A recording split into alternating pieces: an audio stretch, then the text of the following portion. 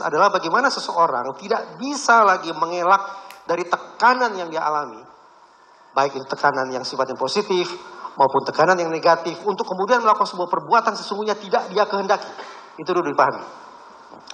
Bahwa ada seseorang yang semula melakukan kejahatan, tapi kemudian dia banting setir sehingga mendapatkan status sebagai justice collaborator, sebagaimana saudara jaksa katakan, maka kita bisa pahami bahwa pergantian atau perubahan posisi tersebut disebabkan karena adanya tekanan yang sudah raib dari diri yang bersangkutan.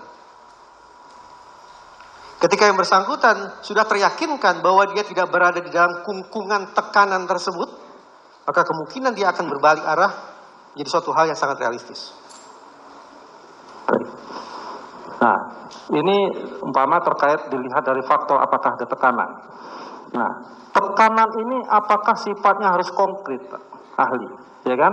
Atau ini hanya dapat dilihat juga bahwa subjektivitas sendiri dari pelaku yang menduga-duga umpama, yang meramal-ramal umpama, karena membayangkan bahwa ya tadi ada faktor culture di institusi tertentu, ya kan, bahwa umpama jiwa korsa yang salah kaprah tadi umpama.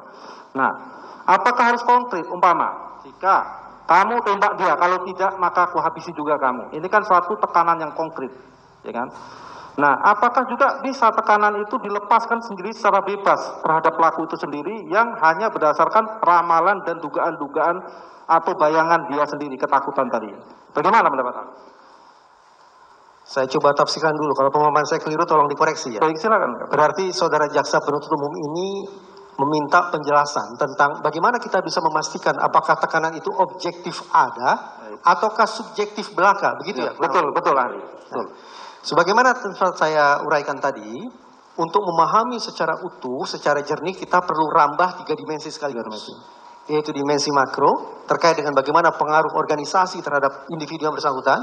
Kemudian dimensi mikro yang saya tidak tahu, apa sesungguhnya isi dimensi mikro saudara Richard Eliezer, saya tidak tahu. Dan yang ketiga adalah dimensi meso, yaitu interaksi antara Richard Eliezer dengan pihak yang memberikan, sebelum memberikan perintah atau tekanan tersebut, yaitu Verdi Sambo.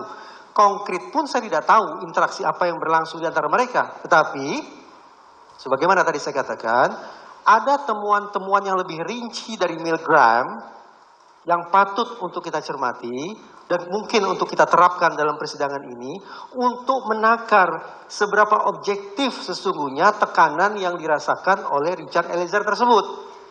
Nah, beberapa temuan Milgram tadi yang bisa digunakan untuk menakar apakah tekanan ini objektif atau tidak, objektif atau subjektif, sehingga Richard Eliezer melakukan perbuatan yang salah, perbuatan yang jahat adalah, pertama,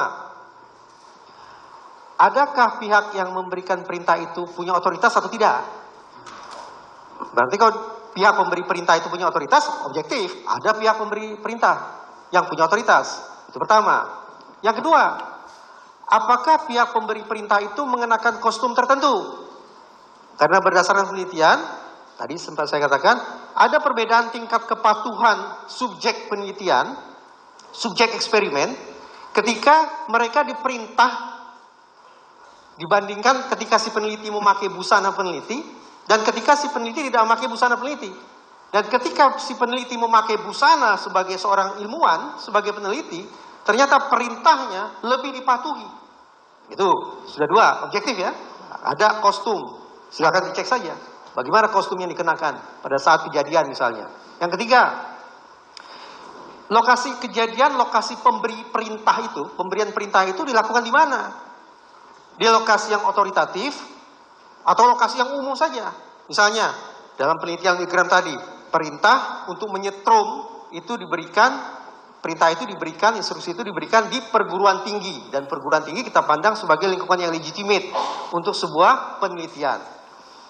Demikian pula dalam kasus ini barangkali relevan, silakan dicek apakah pemberian perintah itu disampaikan oleh pihak pemberi perintah kepada yang menerima perintah di lingkungan yang legitimate juga tidak, otoritatif juga atau tidak lingkungan itu, atau lingkungan sembarang lingkungan, di pasar kah, di warung kah, di jalan raya kah, atau lingkungan itu spesifik yang memang lingkungan itu sudah merepresentasikan power, kekuatan, kewenangan, wibawa, kekuasaan si pemberi perintah.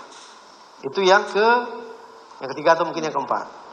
Dan selanjutnya, spesifik lagi, bukan lingkungan secara umum ini. Si pemberi perintah dan si penerima perintah berada di ruangan yang sama atau berbeda. Karena penelitian Milgram menunjukkan ketika perintah disampaikan sementara pemberi perintah di ruangan yang berbeda, tingkat kepatuhannya berbeda ini terhadap si penerima perintah. Tapi ketika penerima perintah dan pemberi perintah berada di ruangan yang sama, efeknya terhadap kepatuhan si penerima perintah itu sangat nyata. Dan jangan lupa, penelitian Milgram ini tidak berbicara tentang kepatuhan secara umum, bukan. Penelitian Milgram spesifik berbicara tentang kepatuhan seseorang untuk melakukan perbuatan yang merugikan orang lain. Kepatuhan seseorang untuk melakukan perbuatan yang salah. Kepatuhan untuk melakukan perbuatan yang jahat. Itu spesifik penelitian Milgram. Bukan obedience atau kepatuhan secara umum, tapi kepatuhan untuk melakukan perbuatan yang salah. Nah, kalau unsur-unsur yang ditemukan oleh Milgram tadi itu ada, yang 5 poin tadi, maka kita punya alasan untuk mengatakan bahwa tekanan itu objektif ada. Dengan demikian, pemahaman kata tekanan